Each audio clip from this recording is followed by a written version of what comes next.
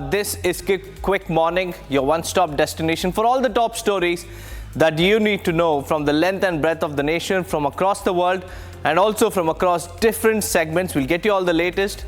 Let's get started.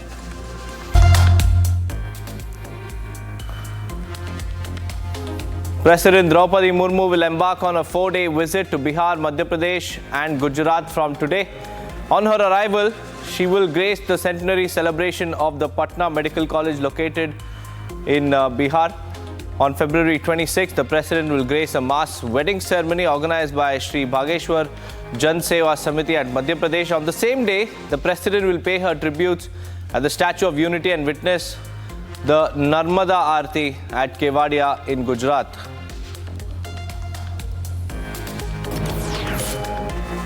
A chilling case of mass murder unfolded in Kerala's Thiruvananthapuram, where a 23-year-old man walked into a police station and claimed to have hacked 6 people to death, including his mother, brother and girlfriend. The murders took place at 3 different locations over a few hours on Monday evening. It came to light after the accused, Afan, surrendered at the police station and narrated the sequence of events. As police continue the probe, the incident has witnessed 5 deaths so far. They have been confirmed, including the accused's 13-year-old brother, grandmother, paternal uncle, aunt and his girlfriend. As investigation continues to unravel the mass murder case, police are yet to determine the motive behind these killings.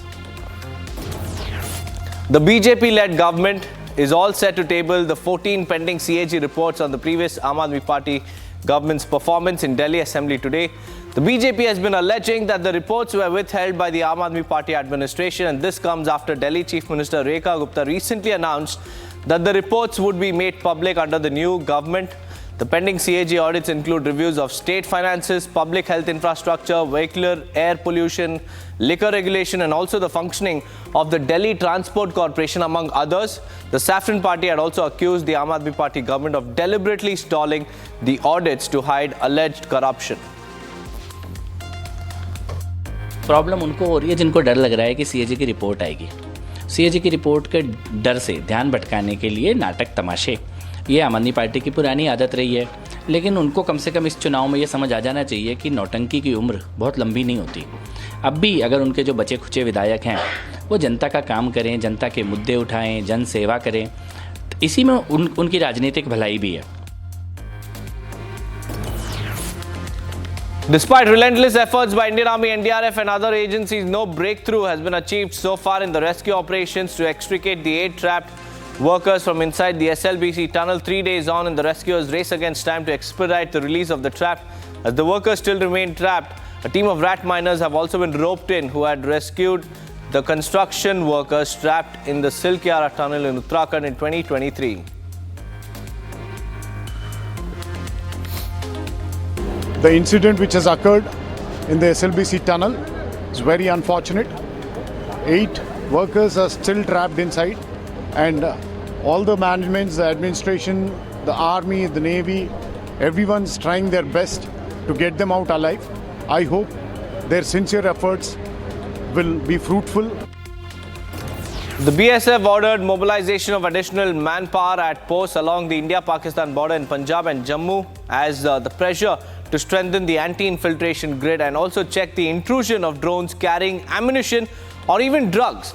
BSF also directed for setting up of 9 tactical headquarters along the front in these 2 regions with maximum intelligence. A Delhi court is all set to deliver its verdict today on the anticipatory bail plea of Aam Aadmi Party MLA Amanatullah Khan, booked over the recent attack on a Delhi police team in the national capital. Delhi police sought Khan's custody to interrogate him and ascertain if he too was present at the scene of the alleged attack. An RTI query has revealed that former Delhi CM and Aam Aadmi Party leader Arvind Kejriwal consumed electricity worth 41.5 lakh rupees between October 2022 and October 2024. This translates to an expenditure of approximately 5,700 rupees per day, with Kejriwal using over 5.6 lakh units of electricity during this period. On an average, his official residence consumed more than 23,000 units per month, or over 770 units every single day. And according to the draft, along with Kejriwal, 7 other AAP ministers collectively raked up an electricity bill amounting to 1.15 crore rupees within the same time frame. And these findings have intensified the scrutiny over the party's leadership expenses, particularly as the party has long championed an image of simplicity and transparency. The revelations came at a time when Kejriwal is already facing criticism for alleged extravagant spending on his official residence. RTI सामने आई है और वो RTI दिखाती है कि 2 वर्ष के लिए मुख्यमंत्री निवास में, मतलब 2022 से लेकर 2024 तक, जब अरविंद केजरीवाल शीशमहल में रहते थे, तब इलेक्ट्रिसिटी का बिल 2 वर्षों के लिए 41,51,340 रुपए था, 41,51,340 रुपीस। और 2 सालों में कितने यूनिट्स कंज्यूम हुए इलेक्ट्रिसिटी के? 5,60,335 यूनिट। वैसे सारे मंत्रियों के इलेक्ट्रिसिटी कंजप्शन और बिल की डिटेल्स है इस आरटीआई में। Nepal's National Human Rights Commission sent a letter to the Indian Human Rights Commission to investigate the death of a Nepali student at KIIT Institute in Odisha. The NHRC has urged the Indian counterpart to provide justice to the victim and also mistreat its students, ensuring full safety of those studying there. देखिए, ओडिशा सरकार इसके ऊपर गंभीरता के सहित action ले रहे हैं और जब से ये हादसा हुआ है अभी तक प्रोएक्टिव होके ये सरकार, माननीय मोहन मांझी की सरकार काम कर रहा है। गृह मंत्रालय की तरफ से एक कमेटी हुआ है, वो कमेटी तदन कर रहा है कि क्या हुआ है क्या नहीं, सरजमीन तदन कर रहा है, उसके ऊपर वो रिपोर्ट देगा और नेशनल ह्यूमन राइट कमीशन जो भी तथ्य ओडिशा सरकार को मांगेगा उसको प्रॉपर ये कमेटी देगा। Well, viewers, those were the top national stories that you need to know. Now, let's shift our focus to business and we'll get you the latest from this particular sector. The RBI has introduced measures to enhance the operational flexibility of urban cooperative banks, allowing them greater freedom in lending without compromising regulatory objectives. The new guidelines announced on Monday include changes to the small value loan ceiling per borrower and an increase in the aggregate exposure limit to the real estate sector. Under the updated guidelines, the RBI has raised the ceiling on small value loans that UCBs can offer.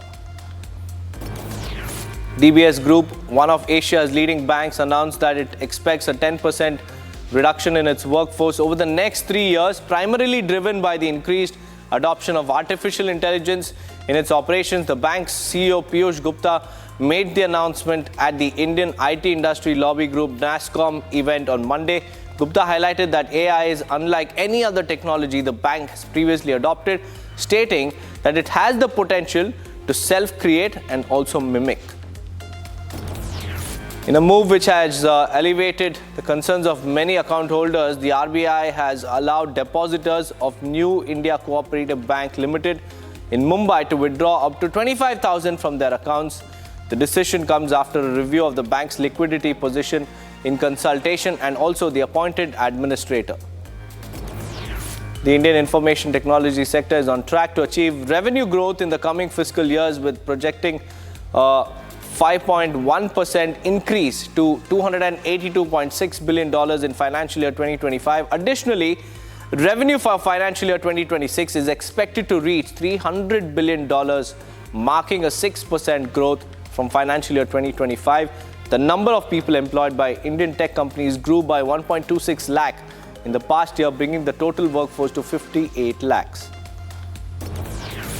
India's leading stock exchanges limited board, the BSE and also the NSE, shall remain closed tomorrow on the account of Mahashivratri.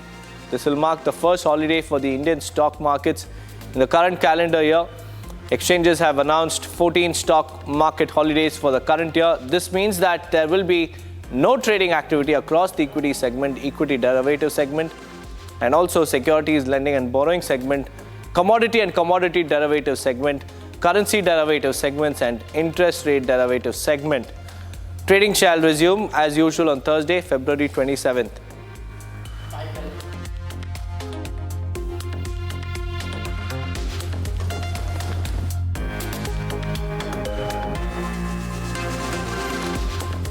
Now viewers, let's get you up to speed with what's happening across the world in the international segment.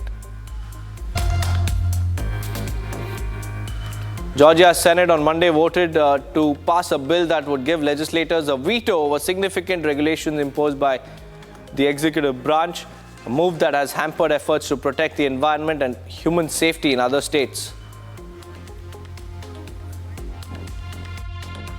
So I trust Elon Musk. But I think you're looking at it, Democrats, from the wrong perspective, because you're looking at it from the executive branch perspective. And right now, luckily, I like to brag, I'm Trump's floor leader in this Senate sometimes. But the executive branch, nationally, is taking care of business with Doge. But what this bill does is very different. It does what most of our constituents believe we already do. Ukraine's Prime Minister urged the European Union to speed up his country's integration into the bloc on Monday.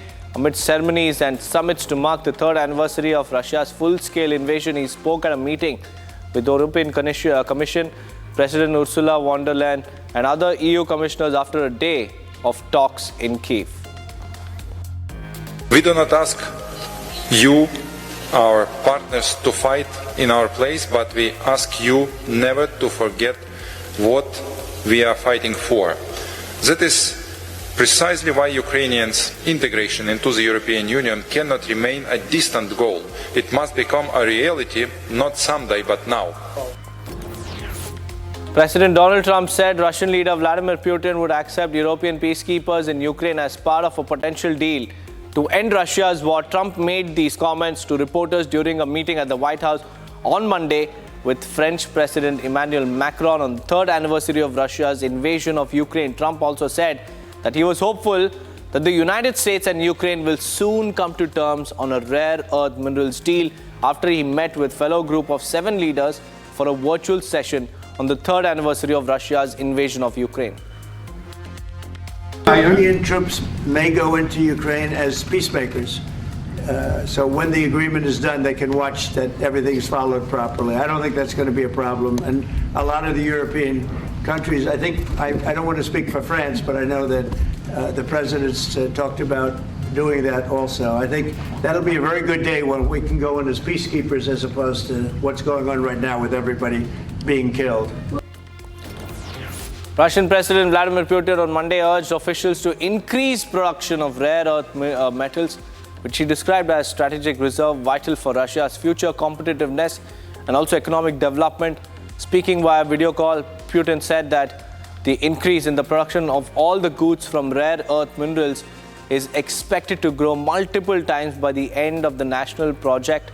Putin emphasized the national project, new minerals and chemistry aimed to enhance the domestic industry in new materials. Kenya has deployed heavy security on its border with Ethiopia after an attack by armed men in what the authorities describe as cross-border clashes. 20 people are missing. Interior Minister on Monday said the government was collaborating with authorities in Ethiopia to find the missing people. He said the county commissioner assembled a team to speak to the government leaders there until we agree on how we will recover our people who are still missing.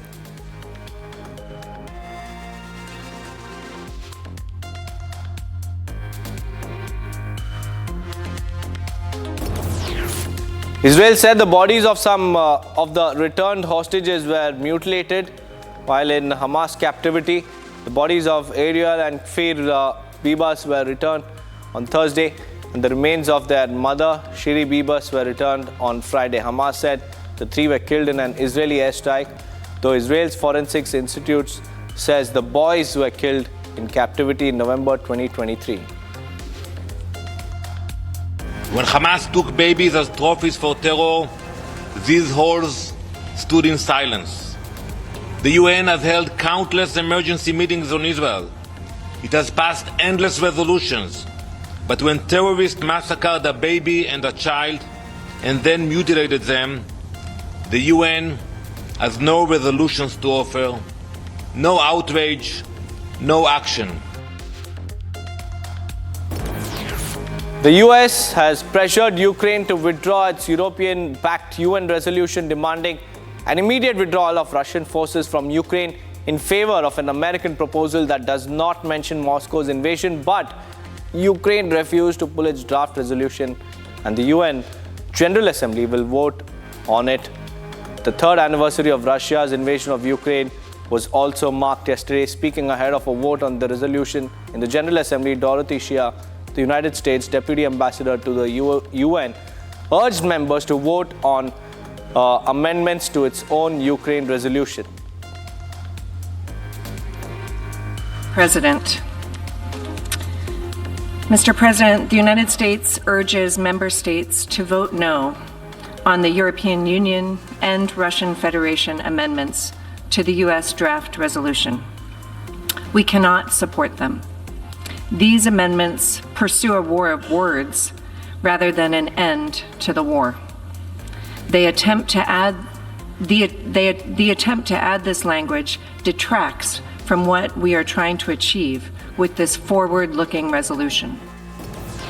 Turkey's Foreign Minister Hakan Fidan on Monday accused Israeli Prime Minister Benjamin Netanyahu's government of using expansionist policies, warning that the continued occupation in Syria and Lebanon, provocations in the West Bank and the exile of Palestinians from Gaza threaten regional stability. Speaking alongside Russian Foreign Minister Sergei Lavrov in Ankara, Fidan claimed Israel uses the US as a leverage to prevent neighboring states from acquiring advanced military capabilities. Let's now take a look at the top stories from the world of sports. New Zealand beat Bangladesh by 5 wickets in a Champions Trophy Group A match on Monday, a result which sent the Kiwis as well as India into the Champions Trophy semi-finals. New Zealand's win meant that Bangladesh and host nation Pakistan are now knocked out of the Champions Trophy tournament. India and New Zealand have 4 points each from 2 wins so far in Group A. Top 2 teams from each group qualify for the semi-finals. Sachin Ravindra shepherded New Zealand's chase with a timely century as his team recovered from an early wobble to see off Bangladesh by 5 wickets and secure its place in the semi-finals of the Champions Trophy. Before Ravindra's chancy 100, all-rounder Michael Bracewell did the star turn with a 4-wicket haul as New Zealand restricted Bangladesh to 236 for 9. Olympic medalist Manu Bakar and Mirabai Chanu joined PM Modi's initiative to combat obesity, emphasizing the importance of a healthy lifestyle and also healthy lifestyle choices. The initiative took off on Monday after PM Modi nominated 10 individuals from various fields, including Chanu, to lead efforts in combating obesity. India made light work of Pakistan in their second match in the Champions Trophy 2025 with Virat Kohli slamming a ton. However, there were a couple of injury scares for the Indian team during the high-octane clash against Pakistan. Speedster Mohammad Shami seemingly felt pain in his ankle when he was bowling his third over of his first spell. Notably, India captain Rohit Sharma was also off the field for an extended period due to what looked like a hamstring issue. Indian middle order batter Shreyas Iyer opened up about the doubts and concerns over fitness of both players. Speaking in the post-match press conference after India's 6-wicket win, Shreyas Iyer brushed aside the injury concerns. Star Kane Williamson has registered a major record for New Zealand despite falling cheaply in the Champions Trophy clash against Bangladesh. Williamson was caught behind of Nahid Rana in the 4th over of the second innings for only 5 runs. Williamson has shattered a major record of Fleming despite failing to produce a notable knock in the 237-run chase against Bangladesh. He now has the most runs for New Zealand in ICC ODI events, going past Fleming's record of 2007. New Zealand's star spinner had a field day against Bangladesh in the Champions Trophy 2025. Both sides locked horns in games number 6 of the tournament. At the Rawalpindi Cricket Stadium, the side limited Bangladesh to 236 runs, and it was Michael Bracewell who was the star of the show for the Black Caps, bowling a complete spell of 10 overs. Bracewell bagged 4 wickets and conceded just 26 runs to his name. His 4-wicket spell meant that Bracewell had registered the best bowling figures for a New Zealand spinner in the ICC Champions Trophy.